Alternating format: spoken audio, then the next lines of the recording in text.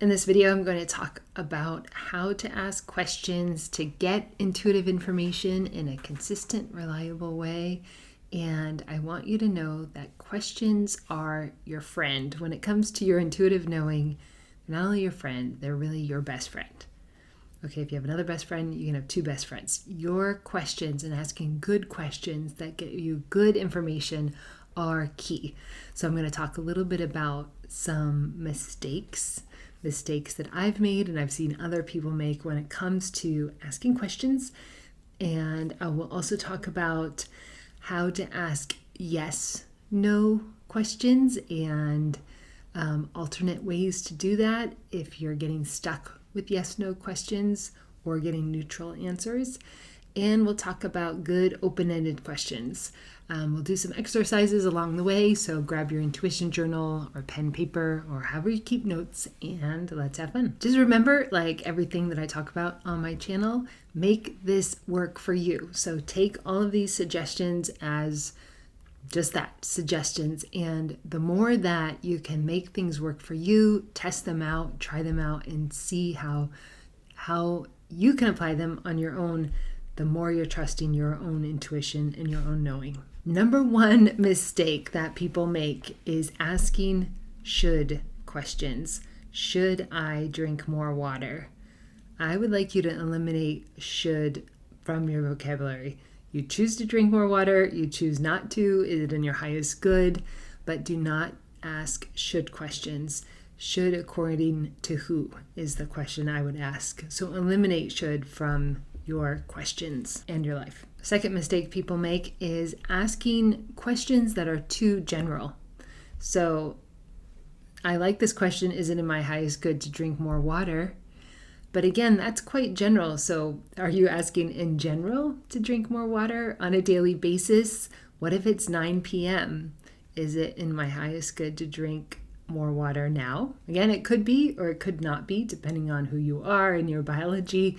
So be specific when it comes to asking questions. Another example of something too general is something like, will this job be good for me?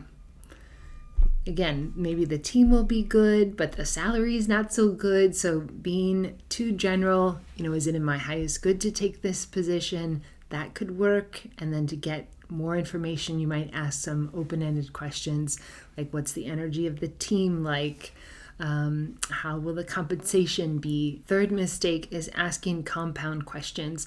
So combining two questions together. Is it in my highest good to move to this city and get a new job? So again, if you can split those apart, just avoid two questions together. Keep them specific, keep them apart, and know that you can ask, of course, more than one question at a time. Just give yourself time to answer question by question. Another mistake is asking really specific questions about timing. And the reason why timing is tricky when we're working with intuition is that we all have free will. So knowing exact timing is quite difficult. You can look at range. So, for example, if you're looking to change your career, if you're making positive moves and taking action on a weekly basis, what is the time range that you might be able to step into a new career? Like something like that. I would leave a little bit more general. You might get information, but it might not always be so helpful or accurate. Another mistake is wanting to be right. And, it's not necessarily a mistake more than is something that can be in the way of your intuition flowing freely. What I want you to do is track hits. Track when you get an intuitive hit and it is resonant. It feels right, or you take action and you notice, yes, that played out well for me. You can ask yourself something like, what is in my highest good to eat at my next meal? And then maybe you see this bowl of soup, you eat that bowl of soup and you say, yeah, I feel really nourished. So that would be a hit. It's not necessarily about being right or wrong. I play other intuitive games. I talk a little bit about, on the subway in New York, as I go down the stairs, I typically try to intuit how many minutes to the next train. It's not about being right, but it's feeling how does the information come when it comes accurately. If our intuition knows the unknown and sees the unseen, then why can't we get all the lottery information? Why can't we get it all right? And I believe that we don't get all of the information of all the lottery tickets coming up and all the racehorse winners because it's not in our highest good. So our intuition is aligned with our soul's intelligence. It's okay if we're getting, 80% accuracy or 20% accuracy. It's more about learning to trust and develop the muscle so you know how your intuition speaks to you. Another mistake that we can make in accessing our intuition is asking too soon about big ticket items. And by big ticket items, I simply mean things that you might have some fear and anxiety around, or you might have some preconceived ideas about what should happen next and by when. So when you are building your confidence in your intuition, I would love for you to start with easier things that still matter to you, but that do not create a lot of anxiety and fear, so that as you develop and build confidence and ask questions in a way where you get information, you track and verify using the method I'll describe a little later if you haven't heard about it, the AART Method.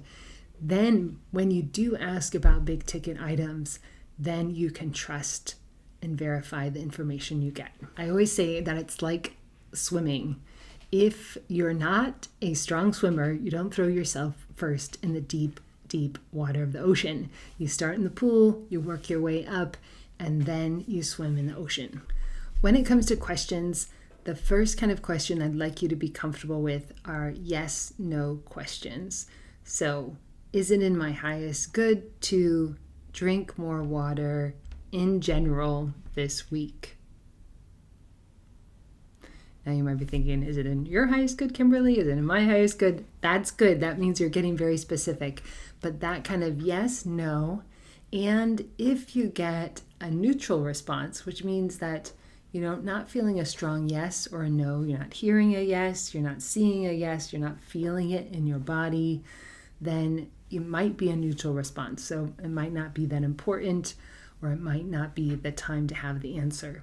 So yes, no questions. I think asking yourself on a consistent basis, yes, no questions, and seeing how that information comes to you is really important, and just moving through life in a way that feels in alignment. A couple of quick exercises you can do. So think about your location.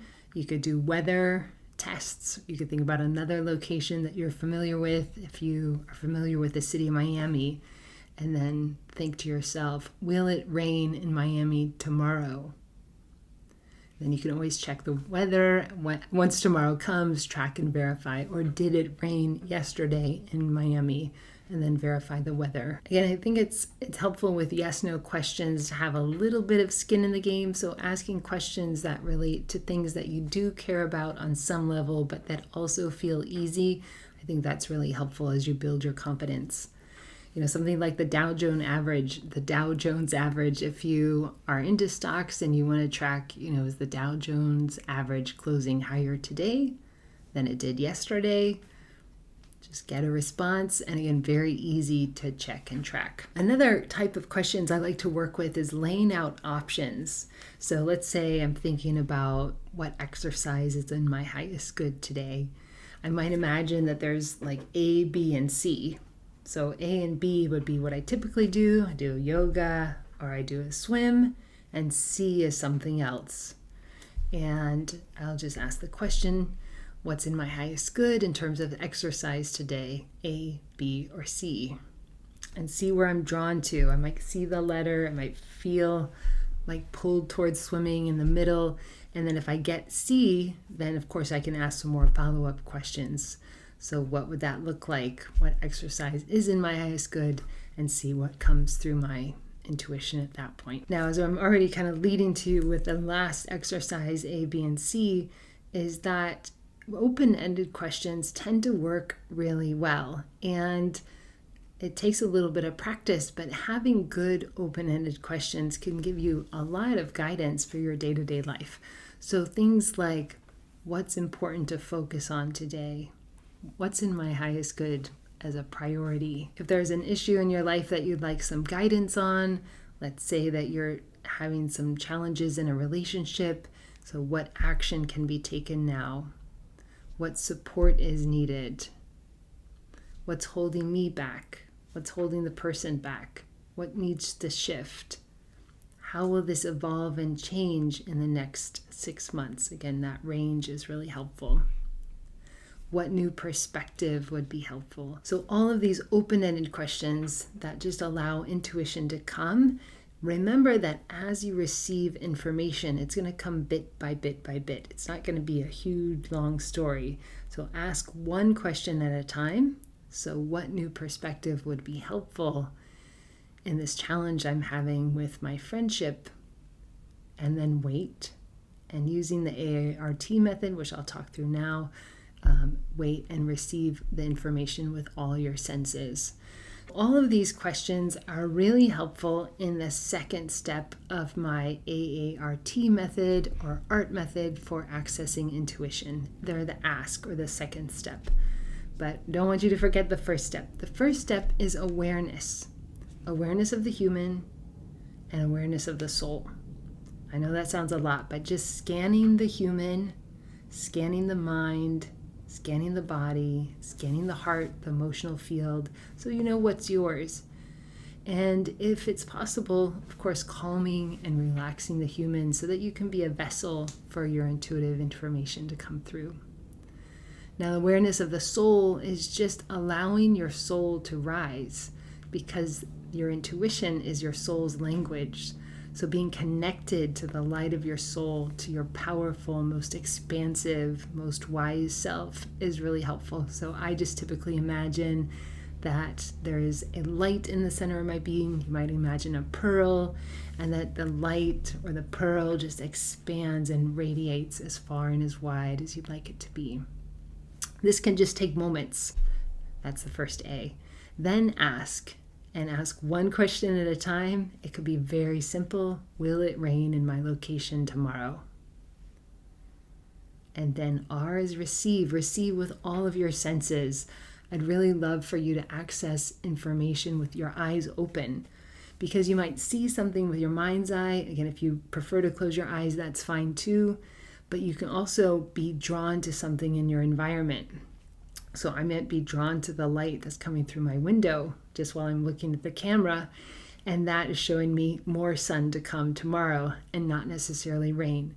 So, the information might come as a yes, no. My eye might be drawn to a visual that's in my room, or I might get a vision in my mind's eye. Remember that all of your clairs work together. So clear seeing, clear audience, clear tasting, smelling, feeling. All of these are part of the R step. And then the T is where I track that information. So I might just write down, I saw my eyes were drawn to my sunny window. I felt like no rain. I felt like lots of sun tomorrow. And then tomorrow I go back and verify, might circle the hits where I did get that, where it didn't rain, or I got information that was accurate. I hope this video was helpful to you in terms of questions. I would love to hear about your experiences, so please share them in the comments, share other questions that you like to ask, and let me know how it goes. Thanks for watching, and see you soon.